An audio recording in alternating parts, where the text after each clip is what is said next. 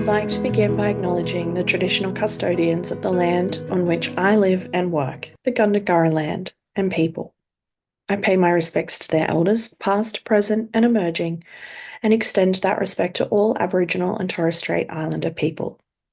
I also want to acknowledge the traditional custodians of the lands on which you, our listeners, are joining us from today.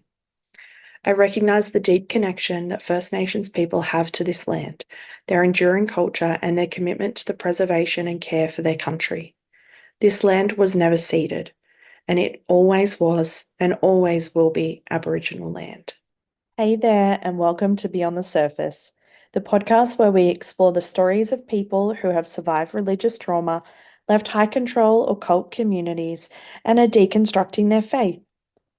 I'm your host, Sam, and each week I'll talk with individuals who have taken the brave step to start shifting their beliefs that might have once controlled and defined their lives. Join us as we dig into their experiences, the challenges they've faced, and the insights they've gained. Whether you're on a similar journey or you're just curious about these powerful stories, you're in the right place. This is Beyond the Surface. Welcome, Sallyann. Thanks for joining me. Thanks for having me, Sam. I feel very honoured, privileged to be invited to your lovely podcast, which I've been listening to a lot. Thank you. It's like I was just saying, I feel it's so lovely for me when I hear people enjoying the podcast because like it's just as much of a privilege for me to sit with people and hear their stories firsthand. And so it's so lovely. Before we get into it, where in the world are you?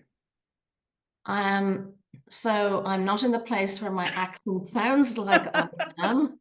It's bad English there, but I'm in Perth in Western Australia, and I have lived in Perth for 27 years. So that's a long time. Yeah. Yes, despite the very still very significant accent. Yes, apparently Yeah. people tell me I don't sound Australian at all. I haven't lost my accent, and I always thank them for that compliment. Even though I love Australia, I am Irish first, and very lucky to be a citizen of both countries. Yeah. Lovely. So I love to start with a really broad, very vague question, which is where does your story start? So my story starts in Ireland, and I was born into a Roman Catholic family, which is no surprise, as most people are in Ireland. Yeah. And so that was kind of just the norm. All of our family were Catholics. The school I went to was run by nuns at the primary school. But I'll give away my age now. In the 1970s, it just seems like a long time ago when I say that, because it probably is. There was a movement that sort of went through Ireland. It was called the Charismatic Renewal, and it kind of went through the Catholic Church. And it was this charismatic kind of version of Christianity in a Catholic context. So it was like, the Holy Spirit kind of stuff. So this sort of sense of being baptized in the Holy Spirit and having this experience. So rather than it just being something that was based on ritual and tradition, it became more experiential and encouraged that personal relationship with Jesus. So my mum had always been a seeker, I guess is what we'd call her, and was never satisfied with the teachings of the Catholic Church, always felt that there must be something more. And she became a born again Christian in that time. That was the terminology. And I was obviously young at that stage, and I have an older sister and a younger brother. So all of us as children then became born again Christians. And then a few years later, my dad sort of followed. So my mum converted all of us. And we became this little family unit that were a bit unusual in Ireland at the time, because the question in Ireland from a lot of people at the time, it would be very different now, but at the time was, well, are you a Catholic or are you Protestant?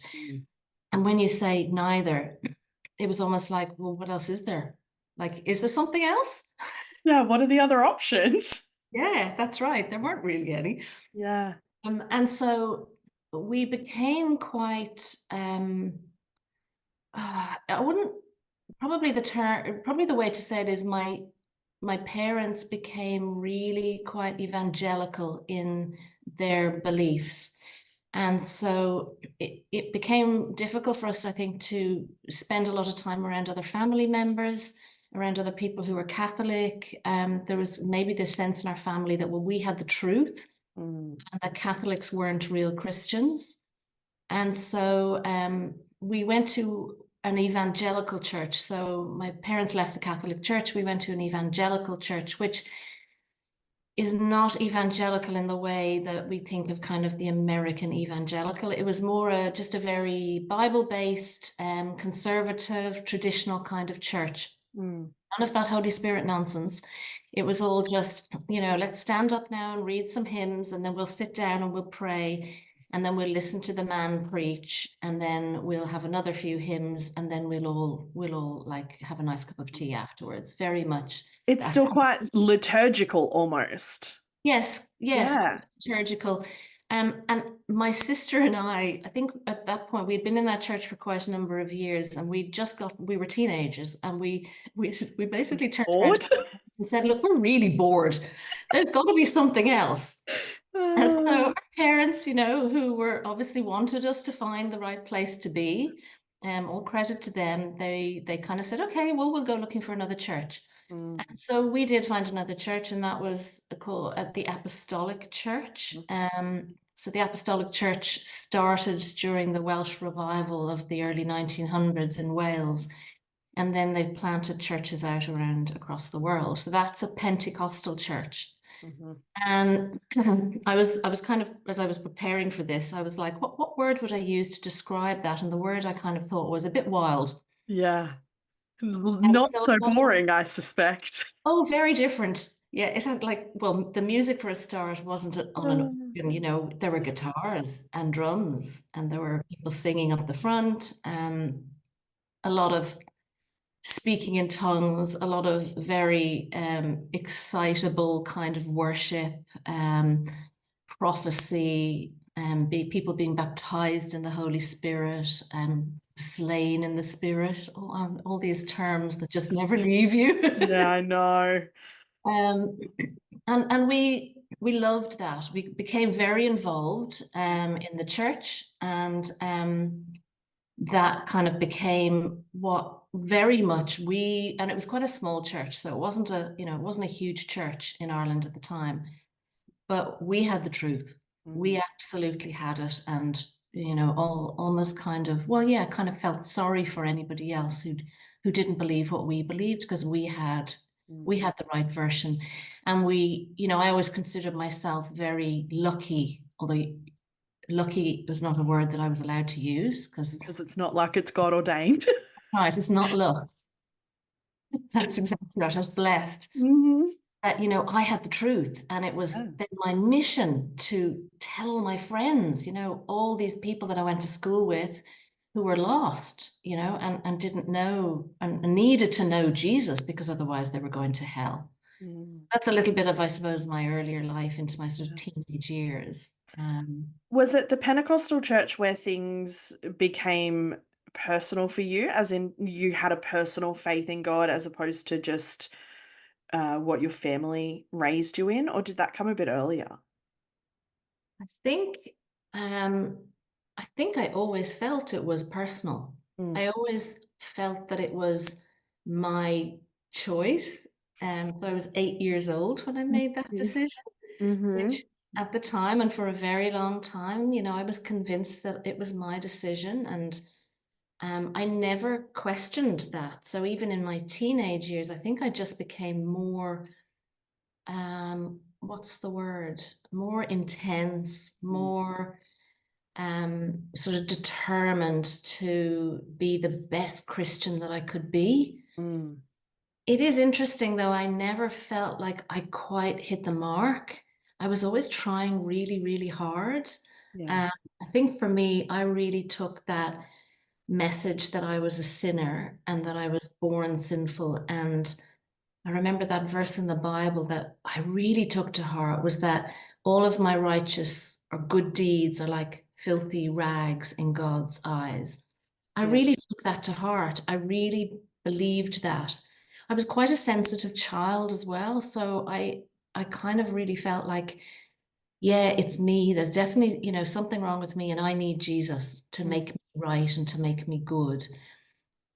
But I always felt like nothing that I ever did was quite good enough, Mm. uh, as hard as I worked. So I think I did a striving, I think that's the word I'm looking for. I did a lot of striving to be more involved, a better person, to kind of really have that sense of knowing Jesus. Yeah. But I don't think I ever really did. Well, I know now I didn't, but at the time it was something that I felt like everybody else kind of was having these experiences that were so amazing for them, and I just wasn't. Yeah. It took a while, I think, for me to realize the contradictory nature of the concept of striving to be more like Jesus, Mm. except that Jesus, in the same breath, is being preached as perfect and sinless and holy.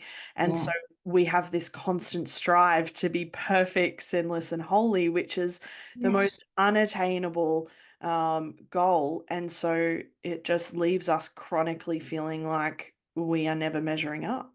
yeah, yeah. Yeah. And that really, for me, that message, I really, um, I really took that in. Mm. That was very much my identity, Mm. that I'm not, I'm just not good enough the way I am. Mm. And so I did a lot of kind of, I remember, I'd try to get involved in different things to try, now looking back, to try and just make myself, feel like I was getting there. Mm. In the olden days, I used to do the overhead projector job. It's actually so interesting. I've heard of so many other people who do Oh. overhead projector role, Mm-hmm. and I took it very seriously.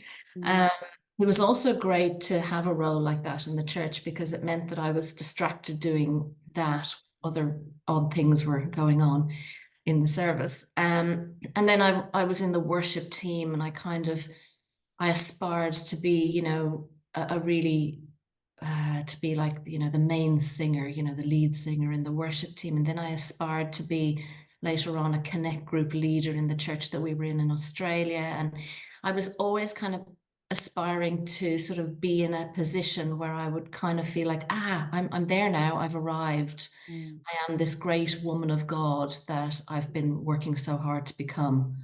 Yeah. Uh, but it never really happened. Mm.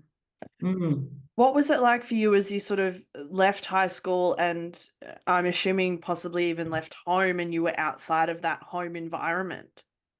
Well, I I left home to go and live in the UK for a year because, okay, I need to probably just give a little bit of context.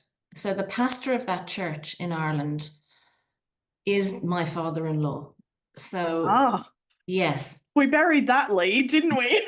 yeah, yeah, because it's just complicated. Wow. Okay. So I started dating the pastor's son. And so, and our families were very close because my parents were elders in that church. Yeah. So we all spent a lot of time together. I started dating Tim, my husband, when he was 16 and I was 18. Okay. And so, and the word purity culture was never used at the time. So Mm. this was like the late 80s. And I don't think purity culture became a thing until sort of the early 90s, maybe. Yeah. But it was definitely that culture. It was you were waiting for the man of God. God had somebody for me, a great man. And I had to wait for that person, and dating was not encouraged because it was about finding. It was really about waiting for the person that God had planned for you. So when Tim and I met and started dating, it was almost kind of like, well, that was it, that was it for us. And we did really like each other and we loved each other, but it was almost like from that moment on, our future was kind of set. Yeah. The plans were in motion, and the expectation was there was, and it's not something I ever thought about. It's not something anybody particularly said to me, but the idea was, oh yes, you meet somebody, you do not have sex until you're married. And in fact, because Tim was the pastor's son and I was an eldest daughter, Mm. we were regularly reminded that there should be no appearance of evil. So, we had to behave in particular ways so that there was no suggestion that we were getting up to something that we shouldn't be getting up to. Yeah. So we dated for 6 years.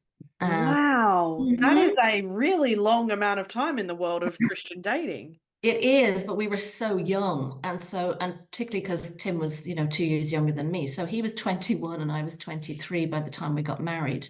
So Mm. and he went, so we both met in Ireland, but then he went to university in the UK. Mm. And so, um, also to throw in the middle of all of this, the year before we got married, the whole Apostolic Church fell apart, quite badly. Some of the members of the church sued the Apostolic Church, and my parents-in-law were named in that, and also my parents were, for control. Mm. For like financial control. People were suing for their tithes and their offerings back and things like that. And looking back, of course, now I would identify what went on in that church as cultic. Yeah. It had all the hallmarks of, if I look at various sort of different models of cults, Mm. like Stephen Hassan's model, for example, and looking at Janja Lalich's kind of idea of the bounded choice, it was very, very much fits Mm. all of the characteristics. Very coercive, very controlling, very much very patriarchal. Mm. So the man was the head of the home and the woman had to be submissive, so extremely controlling. And so when all of that sort of fell apart, my parents-in-law, who were not my parents-in-law then, went back to live in the UK where they were from. So they had actually been sent out to Ireland to pastor this church in Dublin. Mm. They went back, and then because my husband, boyfriend, was at university over in the UK, he was, up until that point, he'd been coming back to Ireland during holidays and weekends and things because his parents were living in Ireland, but now they were living in the UK. Mm. It's like, well, I just wasn't going to see him very much otherwise. So I actually went and lived in the UK, and I lived with his parents for a year before we got married. Wouldn't recommend that to No. anybody. No, it wasn't fun. Oh my Um, goodness. yeah. So, and everything that had happened in the church was very, very fresh for all of us. Mm. Um, so yes, so then Tim and I got married and we lived in the UK for a few years and then came out here to Australia. Mm. And in hindsight, we didn't realize it at the time, but we very much realized it many years later. Coming to Australia was running away. We Mm. were really running away as far as we could Yeah. from all of that, all that church stuff that had happened, the religious stuff, our families, Yeah. because we just had never had the freedom to just be ourselves. It was always, our dating, our getting married. It was all within the context of this pressured sort of religious environment where we didn't have freedom. We were very much sort of told this is who you are, this is the way you have to live your lives, these are the choices that you're expected to make. Mm.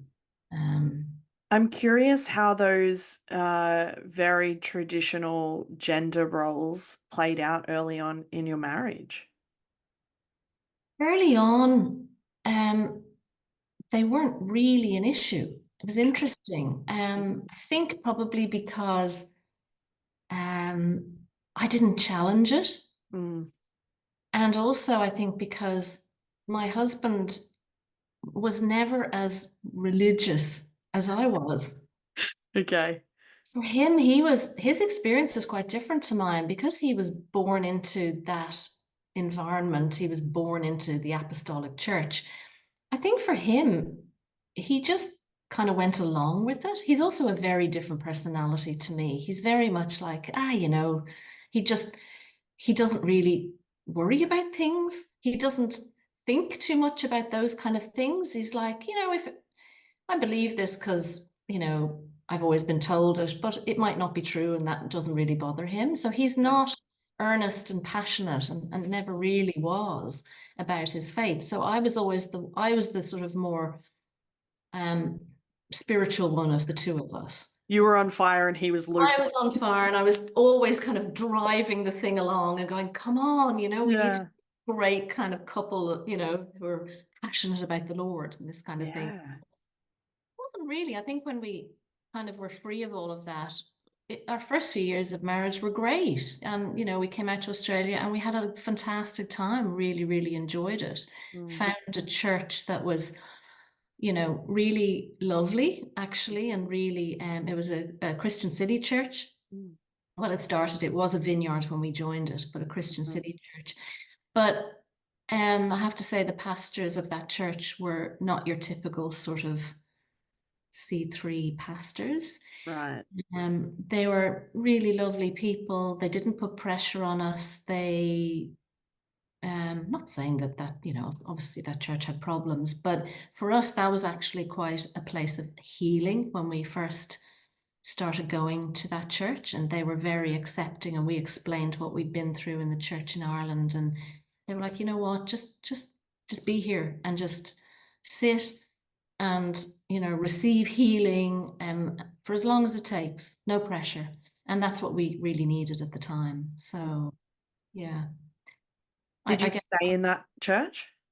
Well, we stayed in the church until I started questioning everything. Okay. That tends to be a good gateway. Yes, and then I slowly sort of went less and less. No, I'm not going to go this Sunday. I don't think I'll go this Sunday. And just started we were very involved in that church eventually. I was leading a women's connect group, and Tim was on the board, and, It always starts with no pressure, but you're always land doing all of the things. Oh, totally. Yeah. Yeah. And it's really funny, isn't it? It's almost that you want that because that's almost an indicator that you're really in, you're really part of it. The more responsibility you have, the more privileged you sort of feel that you're really in that kind of inner circle of the church. Yeah, it's the ultimate form of belonging, right? It is. It is. Yeah. Yeah. And I think for me, I've always struggled with feeling a sense of belonging. I think I'm a middle child. Oh, so, that makes sense. Family, I struggle to sort of really feel like I fit in, because I was the quiet one. I was the very compliant one. I was the easy child. I was the people pleaser. And yet at the same time, I was always aware that there was stuff I wanted to say, and there were things I thought, but I just didn't feel like I could really have much of a voice. Yeah. I mean, that's a fundamental church's dream in a person, is all of those. I mean, aside until you actually access that part of you that wants to speak and have a voice, you are like the perfect cookie cutter mold for what a fundamental church wants. Yeah, absolutely. The more compliant you are, the better. Yeah. And my problem started when I recognized that I had been that way to fit in, and I just wasn't satisfied being that anymore. And that all started with me I started to study, and I started to be confronted with questions that I found myself wanting to think about, wanting to consider and reflect on, not necessarily to find the answers, but just for the joy of asking those questions and being able to be curious and to be able to be stimulated, I guess, by the fact that there were so many things out there in the world to experience, that once I started to sort of open my mind and allow myself to question and to think about things, I just realized that I loved to do that. Yeah. And of course, once you start that, you can't go back. You can't Pulling stop. the thread, I hey. tried. I tried. Yes. Oh, I tried so many times to put that yeah. jumper back together, you know, on Yeah. oh, Do you oh. remember what it was that you were particularly curious about at the time? Um that's I don't think well, I remember the moment, and I can't exactly remember when it was, but I remember that moment of realization that other people in the world, a lot of other people in the world, have very different beliefs to me. Mm. And they are as convinced that what they believe is true as I am convinced about what I believe is true. Mm-hmm. And it was, I mean, it seems so obvious now, but it's almost embarrassing to just say that. It's like, duh, yeah. Uh, yeah, but when you're in it, it's not Yes, obvious. it's It's not. It was like not. big, like, light was shining on me Yeah. going, oh, yeah, okay. So Mm. somebody's got to be wrong here. Yes. You know, Yeah. you didn't go the next step to we could all be wrong here, but it Yeah. was about, somebody's got to be wrong here. Maybe I'm not, maybe I've got it wrong. And Mm. I think that just opened the door for me to just want to know more about the world and Yeah. be curious about like how other people came to their belief systems or their value system or their worldview, what their experience was like, Mm. and how that was different to mine, and how um, it's just as valid as mine. Mm. Because there's this kind of real self-righteous sort of position, isn't there, in fundamental religion, Yeah. where you become really kind of focused on and really limited in how you think about things. Mm. Your kind of way of approaching the world and people is very, very limited. Yeah. And I think for me, it was that curiosity about a world that I just hadn't really experienced before. I Yeah. missed out. I missed out really on my adolescent years. I missed out on what teenagers are supposed to do. I missed out on early adulthood. I didn't have Mm. those opportunities to really figure out who I was. Um, and one of my units that I did when I was studying my psychology degree, I did a double um, I did a undergraduate, a Bachelor of Arts in Psychology and Counselling. One of the counselling units was a self-development unit. And oh, that was a big eye-opener for me. Yeah. Yeah. And a lot of, I think for me, what came out of that was one of the questions that was asked was, about discovering your authentic self. Mm. And I was like, I have no idea really who I am. Mm. Started to learn through that. I started to realize what I had been, this compliant kind of good girl. And that's not who I was. Yeah. I wasn't, that wasn't my authentic self. Yeah. That question of maybe I'm the one that's wrong. I mean, also that whole idea reminds me of there's a line in a song by I think her name is Candy Carpenter, and she has a line in her song where it says, "Everybody goes to hell in somebody else's religion," and Mm. I love that because like everybody is in competition with one another. But I'm wondering what that thought of like maybe I'm the one that's wrong amongst all of these different belief Mm. systems. What impact did that have on your relationship with God? Uh, First of all, it was really scary. It was Yeah. terrifying. Um, and I think on my relationship with God is interesting. And I've heard a lot of people say this. The first way of sort of dealing with that was, okay, so church and religion is the Mm. problem. Yeah. God's never the problem, is he? And Hmm. so what I need to do is really focus on and look to God. So because that's what I'd always been told to do. If you have any questions, if you have, you know, anything, any sort of issues internally with your own emotions, if you're angry at anybody, if you've got to get your heart right. That was the phrase that was used quite a lot. You've got to get your heart right. And so I just couldn't I couldn't at that point in time imagine or believe that it could be anything to do with God. It Mm. was all just to do with this kind of bad experiences that I'd had. Hmm. So I doubled down and Mm. I worked really hard to seek God. And so I do remember that period of time, and it was quite a lengthy period of time where I did everything. I prayed, I would take time like reflecting, I would journal, I would listen, I would read the right books, all of that kind of thing, to just kind of develop that, really to know that I was convinced that, I did have that relationship with God and it was all real and true. Mm. Um, but the more I did that, the less true it became.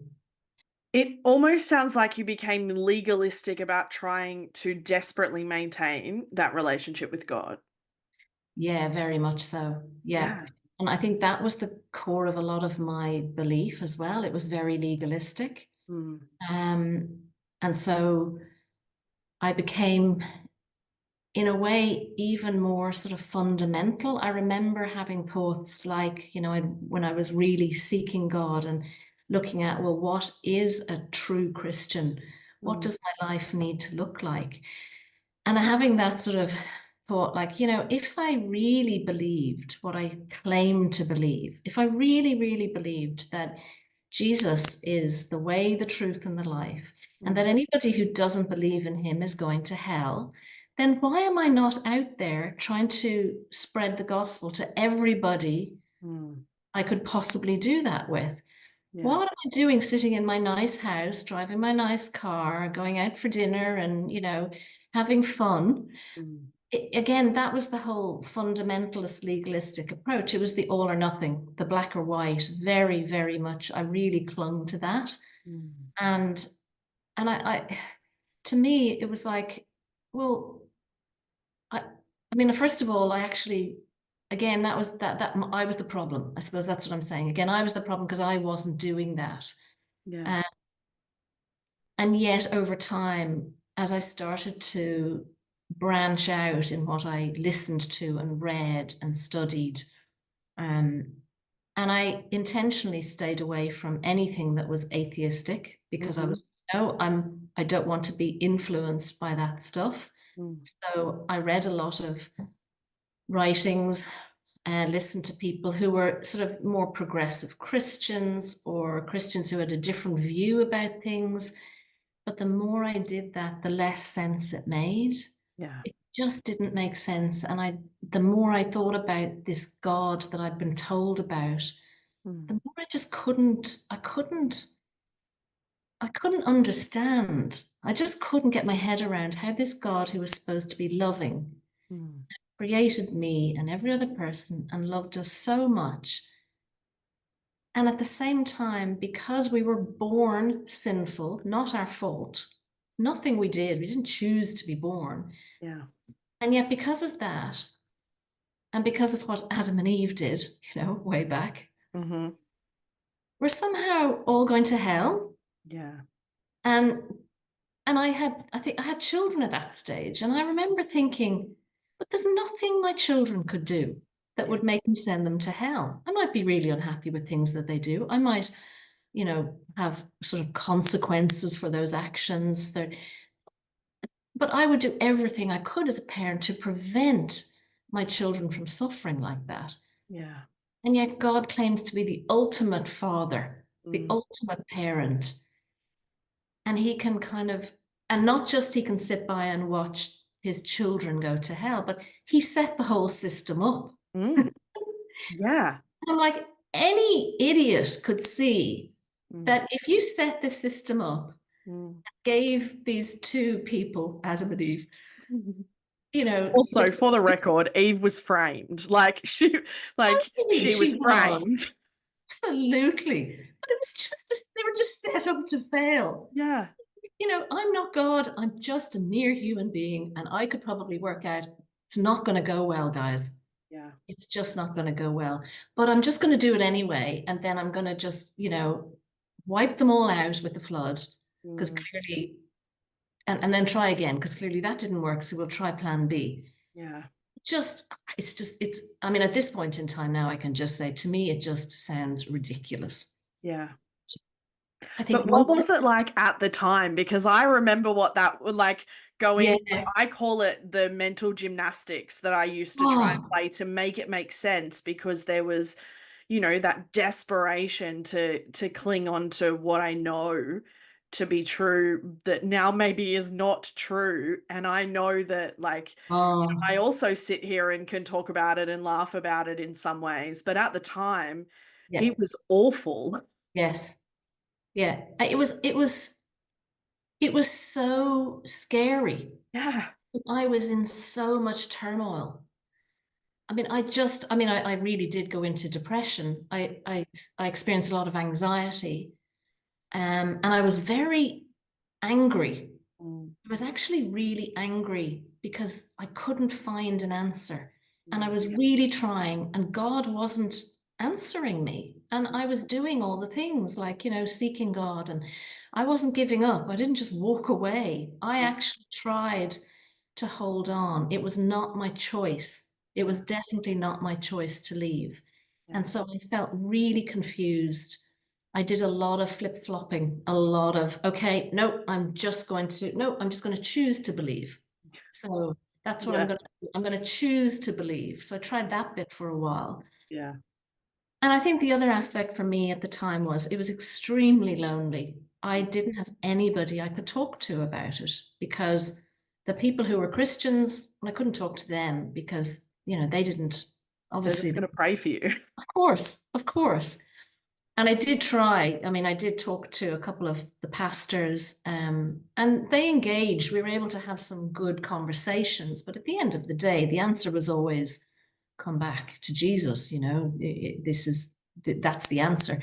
And of course, people that I knew who had never been religious had, Don't get it you either. know, and yet I did try to talk to them. And now I look back and I think, gosh, the poor things, because I could Mm. see people's eyes kind of glaze over because it was just even hearing about some of the stuff that I'd experienced was so weird to other people and so foreign to them.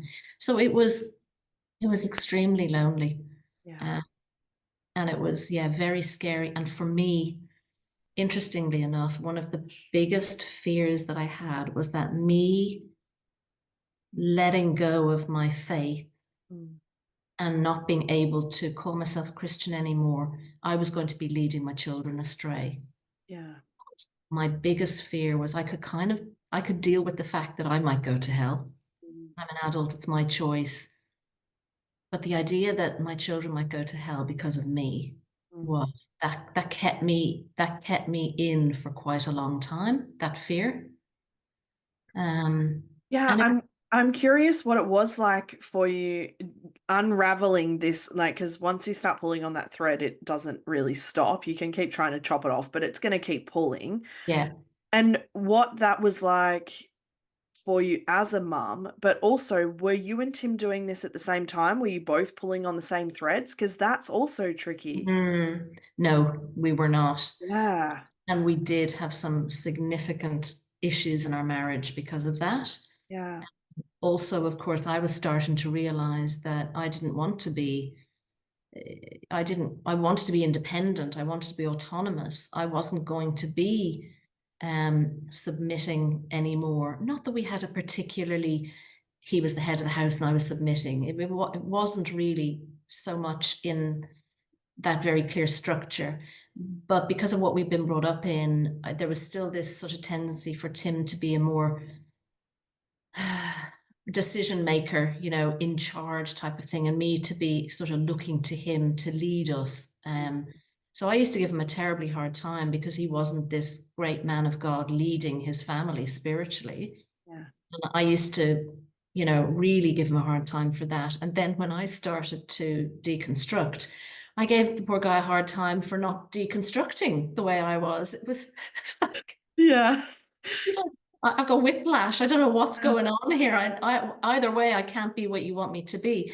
So it really did put a significant strain on our marriage. And there were times throughout that time where we could have gone our separate ways and could have separated, but we both worked very, very hard to stay together.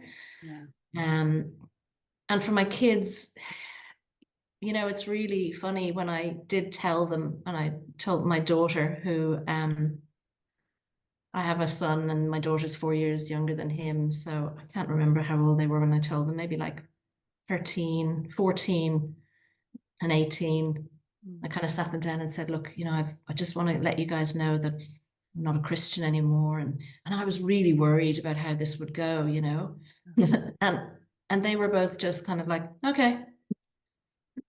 I was expecting this great big, in-depth, intense conversation. Yeah. And my daughter, since then actually said to me, she was really relieved because she never believed the whole thing. For her, it just felt like pressure. She didn't really, she just didn't really agree with it all, and was quite happy for it not to be a part of her life anymore. Yeah. What was it like for you to actually get to the point where you said, I'm not a Christian anymore, even just to yourself? Oh, that was a long, difficult process. Yeah. Because for a long time I knew it in my head. I Mm-hmm. knew it, but to say it out loud or to even say it to myself, unless it was almost like I didn't say it to anybody else. So therefore, if I didn't say it, it Wasn't wasn't real. a deal. And so for me to say it, there was a sense of relief when I actually did say it, and I said it to myself, and I realized that, okay, look, and the way I did say it was, I can't believe in something that I just don't believe in. I can't make myself believe in something I genuinely don't believe in. And I've got to accept that that's where I've got to. Yeah. I didn't get there willingly. I fought tooth and nail not to be there. And so to get to that point, that was big. That was really big. Yeah. And so I'm, going back to something that you said about in terms of the self-development aspect of the training that you were doing. What was it then like for you, as opposed to seeking God, you were seeking you? Yeah. Very odd because it was something I hadn't ever been used to. Yeah. And, I think the other sort of message that I really took on board was that, lean not on your own understanding, in all your ways, acknowledge him. Yeah. I can't remember the next bit. Um, I had a very strong sense that I could not trust myself. I was not trustworthy. Interestingly enough, I was brought up by two very, strong personalities. My parents are, let's just say that. I had an older sister with a strong personality. I was in a church with a pastor with a strong personality, and then my husband. And so I had been surrounded by people who kind of just told me what to do. And I didn't ever have to really trust myself or develop those skills, learn how to trust myself, because it was all external. It was trust God or trust other people. And for me, it was, I really had this deep-seated belief that other people are able to make much better decisions than I can. Yeah. And so when I started to actually have to consider who I was and what choices I was going to make for my life, now that I was starting to understand that this person that I'd been up until that point wasn't really me, Yeah. I actually didn't really know where to start with that. Yeah. And I think that's why it was so confusing for me, because I didn't know, I knew what I didn't want to be anymore, but I didn't know how to be somebody with a voice. I didn't know how to be somebody who was able to be confident in their own thoughts, beliefs, decisions. Yeah. And so I think I just had to start looking at that, I guess. I just had to start somewhere and going, okay, these are skills I've never developed. This is something I don't know how to do, but I have to learn how to do this. And I wanted to learn how to do that because I wanted to figure out who I was. And I think how that kind of manifested was a lot of anger. I Yeah. think that really manifested in the sense of I then became a little bit like, don't you tell me what to do. Don't anybody tell me what to do. I'm going to do what I want to do. So I almost became this rebellious teenager. Mm-hmm. Well, Um, you'd never been able to be one. no, no, never. And it felt good. Yeah. Actually felt really good. Yeah. Um, yeah, and I think probably for me, the way that I've often um, dealt with things in my life that have been very personal, and I'm noticing changes. I get quite like I was a Christian. I kind of get quite into things, you know. So I kind of got okay. Well, I'm just going to, you know, I got really interested in feminism, Mm. and because for me, I hadn't really valued myself as a woman. And I'd grown up in this very patriarchal environment, you know, and the religion was so patriarchal. It was like, no, I'm a woman. I can find my voice. I can speak for myself. I'm not going to let any man control me or tell me what to do. And for me, that was me finding my voice. Yeah. And that was really important for me. Mm. Really important. I've my brain is going in a few different directions, but um, I've got to ask what it was like for your parents and your in-laws when they found out that you were no longer a Christian. Yeah, yeah, that didn't go too well. Oh, Oh, yeah, it didn't go well. There were certain family members um, who were really upset by that. yeah. And I can understand that. And Mm. I appreciated that at the time. And I knew that that would be a shock for them. Mm. Um, and it was really painful for me because some things were said that were really hurtful. Mm. Um, And so that was another kind of stage of the whole process, I guess, was having to sort of feel and experience the impacts of that kind of, which for me at the time felt very much like rejection Yeah. and very much like, well, um, we love you, Mm. but we're also we also don't understand how you can make this decision, and that came out as anger as well from the other side. Yeah. And like I'd done something to them, Mm. like it was somehow something I'd done to them. Mm. Um, Even though I tried to sort of present that as, look, this is my decision, this is where I'm at. I've been through a lot. You know, it's not something I actually set out to, you know, lose my faith. This is just, I have got to be honest and say, this is where I'm at. I just can't call myself a Christian anymore. Yeah. But yeah, it was really difficult. It was, I there was really fractured relationships with some family members for quite some time. Yeah. Um, with Tim's parents, well, because I'm not their daughter. Mm. I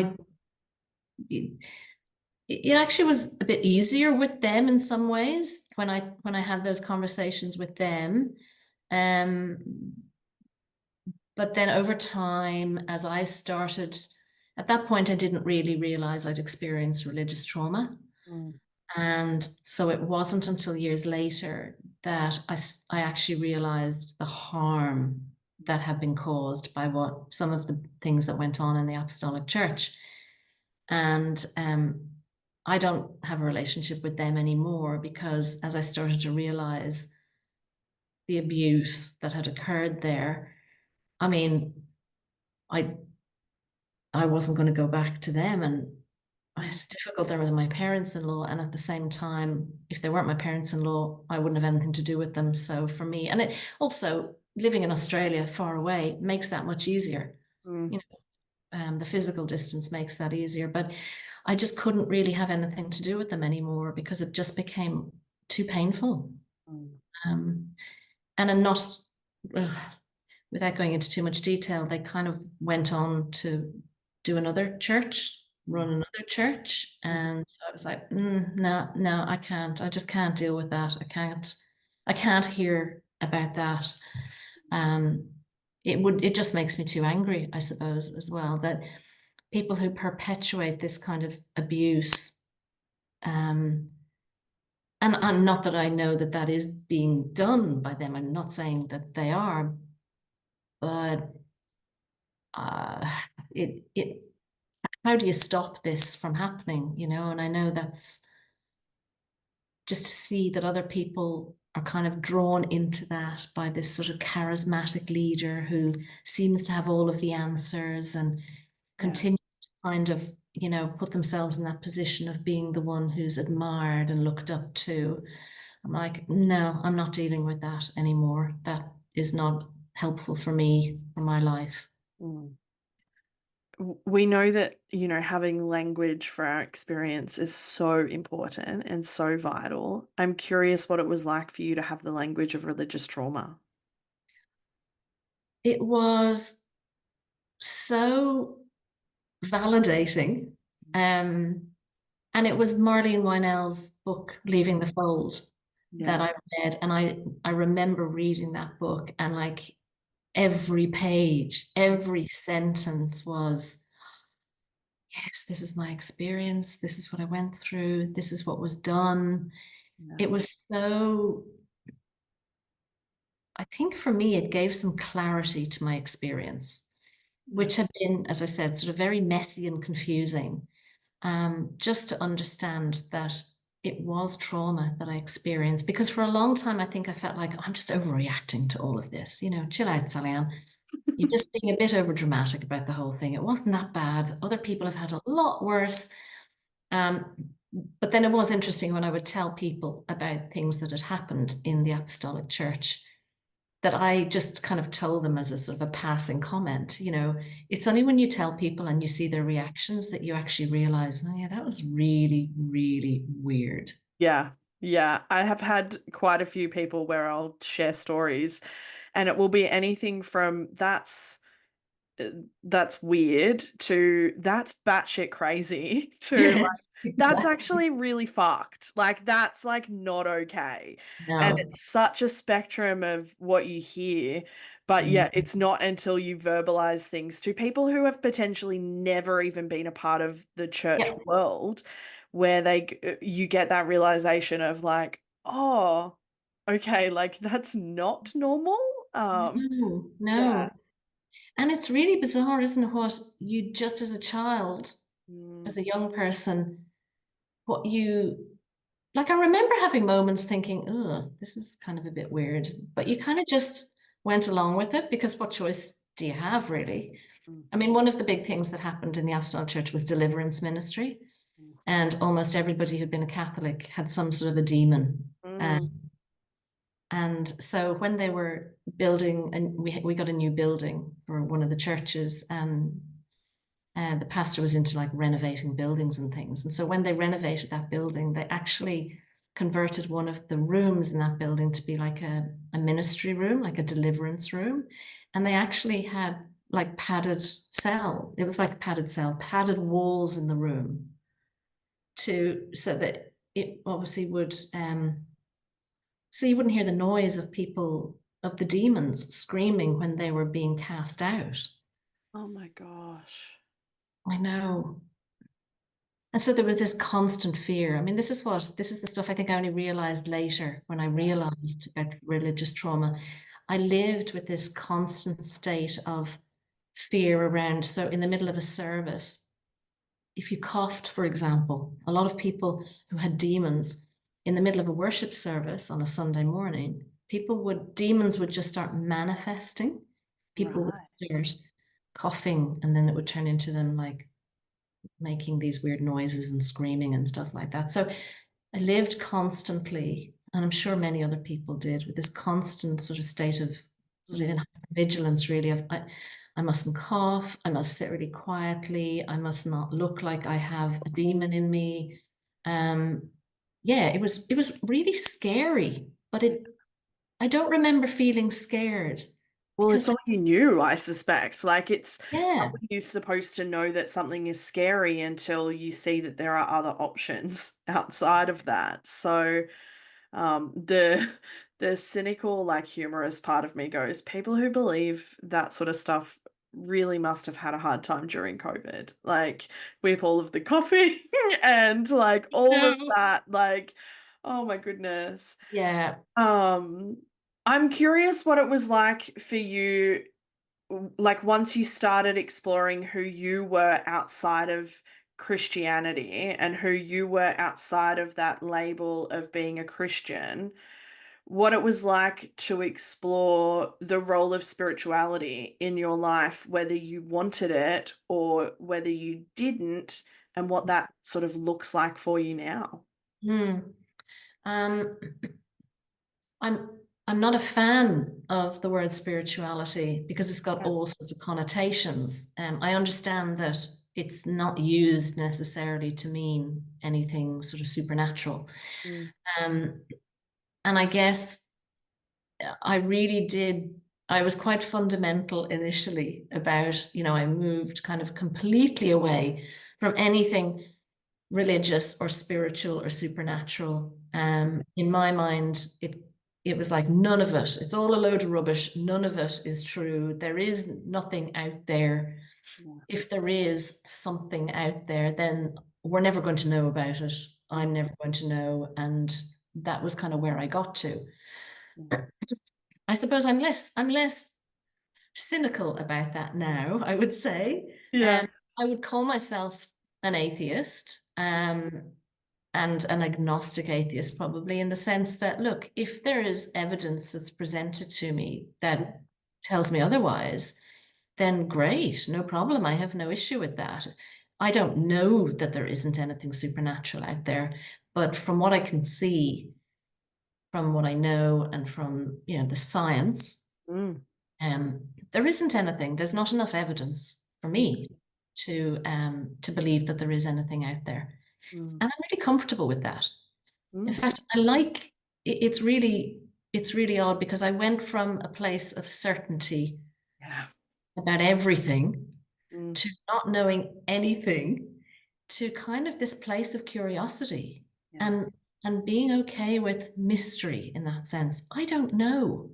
I don't know what's going to happen when I die. And I don't really feel that I need to know. I'm not worried about that.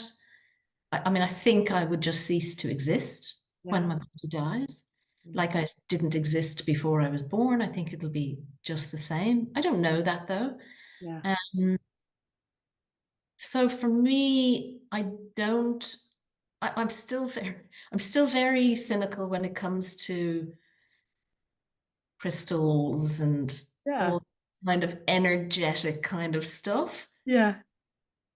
But I also don't judge other people. If that's meaningful for them and important to them, then great, go for it. Yeah. Um, but for me, I just don't need that. I don't Yeah. need it. For me, I enjoy wonder and mystery. I love being out in nature. Mm, I love forests. I mm, love forests. Um, and so for me, just being in nature and enjoying the wonder of nature and the beauty, um, that gives me a sense of, I suppose, transcendence yeah. and feeling really at peace. Mm, And I guess that's my spirituality, I Yeah. suppose. Don't Yeah. feel need for anything more than that. Yeah, it sounds like it's just a connection to the earth and the world around you. Yeah. Yeah. And I think I laugh in these episodes every time because I feel like churches think that like sex, drugs, and alcohol is like the gateway drug to atheism, but Mm. actually it's not. It's nature. Like Yes. nature is Yes. the gateway drug to atheism I or to agnosticism like because that. that's what I keep hearing is like that's the reoccurring theme in these stories, whether you are someone who identifies as a progressive Christian, an agnostic, a mystic, an atheist. Yeah. The common thread is the connection to nature and the world around you. And so I just think it's so funny. They're just like not focused on the right things. Not at all. Not at all. They're missing the mark. Yeah. Um, I love that because like the way that you explain that is that's what it's like to find your authentic self and to be Mm. okay with what that is. And for that to be okay and for whatever anybody else wants is Mm. also okay, Yeah. right? Yeah. Providing that nobody is getting hurt or harmed, who you want to be, it's Mm. okay. And who I want to be is okay. And that's Yeah. the beautiful part of finding your authentic self. Sure. Uh, Yeah. yeah. Definitely. I like to finish these episodes, which you will know, with Mhm. a word of encouragement or a thought for somebody who is just fresh in their journey. Maybe they've just got the new language of religious trauma, or they're just started to pull on that thread. Mm. What would you say to that person? I would say keep going. Mm, Keep going. Don't look back, mm, and you'll get there. It might feel messy and confusing and scary and lonely, but keep going forward, keep moving forward, mm. and you'll get there. Yeah, I don't know where there is. That's the scary part of it. None of us know where there is. yeah. But I never thought I could be where I am now. I Mm, never thought I would have the sense of peace that I have now and the sense of enjoyment in my life and the open-mindedness mm. that I have. I just never believed I would get to the place where I'd be okay again. Yeah.